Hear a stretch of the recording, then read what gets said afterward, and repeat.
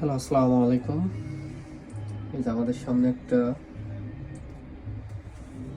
পুরো একটা ডিভাইস দেখা যাচ্ছে। এটা হচ্ছে রেডমি নোট 8। সেটটা আসলে ব্যাটারি ফোলা ছিল অনেকদিন যাবত। সেটটা ব্যাটারি ফোলার কারণে এই সমস্যাটা হয়েছে।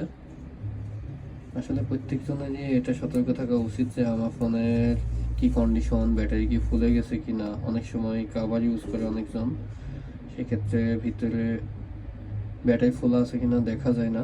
তো সেক্ষেত্রে ব্যাটারি মাঝে মধ্যে কাভার খুলে চেক করা যেতে পারে। তো ফুললে আপনারা অবশ্যই বুঝতে পারবেন যে ব্যাটারির ব্যাকশিল্ডের পিছনে হালকা ফোলা ফোলা লাগে। আর যাই হোক, যে কোনো সেটই আপনার 100% চার্জ হওয়ার পরে বা 90+ চার্জ হওয়ার পরে খুলে রাখাই ভালো। কেননা আপনি খেয়াল রাখতে পারবেন না, সারা দেখা যাচ্ছে আপনি বাসায় যে চার্জে দিয়ে রাখবেন সারা রাত চার্জ হলো। আসলে এভাবে রাখা উচিত না। কেননা একটা ডিভাইস 100-এর উপরে কখনোই চার্জ নেবে না, সেক্ষেত্রে সমস্যা। আপনি যদি কন্টিনিউ দিয়ে রাখেন, ব্যাটারি তাড়াতাড়ি সেল ড্যাম হয়ে যায়। আর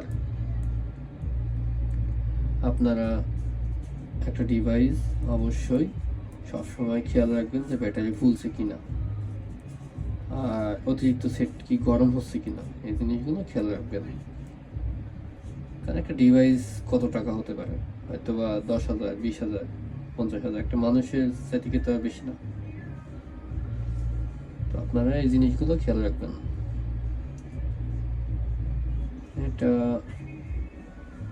ব্যাটারিটা তখনই খুলে রাখা হয়েছে। দেখেন, এরকম পরিস্থিতিতে যে আসে সেই বুঝে, তার আগে বুঝে না। ইনশাল্লাহ আপনারা বুঝতে পারছেন ডিভাইস কিভাবে ইউজ করতে হবে। যে কোনো জিনিসেরই যত্ন নেবেন, চলবে ভালো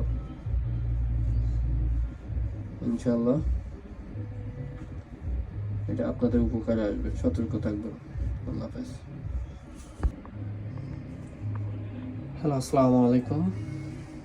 এই যে আমাদের সামনে পুরো একটা ডিভাইস দেখা যাচ্ছে। এটা হচ্ছে রেডমি নোট 8। সেটটা আসলে ব্যাটারি ফোলা ছিল অনেকদিন যাবত। সেটটা ব্যাটারি ফোলার কারণে এই সমস্যাটা হয়েছে। আসলে প্রত্যেকজনেরই এটা সতর্ক থাকা উচিত যে আমার ফোনের কি কন্ডিশন, ব্যাটারি কি ফুলে গেছে কিনা। অনেক সময় কাভার ইউজ করে অনেকজন,